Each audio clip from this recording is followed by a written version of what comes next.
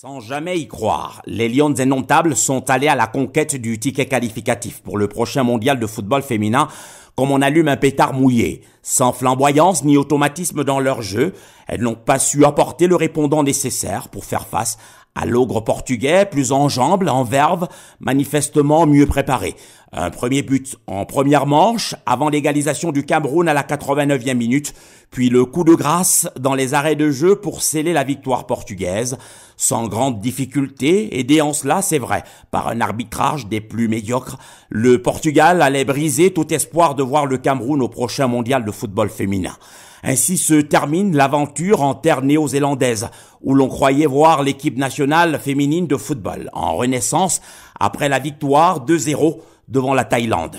Comme une évidence que l'on semblait refuter, voilà qu'il revient à notre souvenir manifestement oublieux qu'il urge de donner du sang neuf à l'équipe nationale de football du Cameroun qui a perdu de son allant d'antan.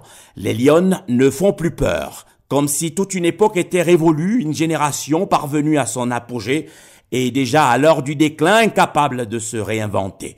Il y a eu l'échec annoncé de la dernière Coupe du Monde de football, la débâcle douloureuse à la récente CAN marocaine, puis vint la défaite du 22 février 2023 qui raconte la chronique d'une descente aux enfers et commande d'engager dans l'urgence les chantiers de la reconstruction.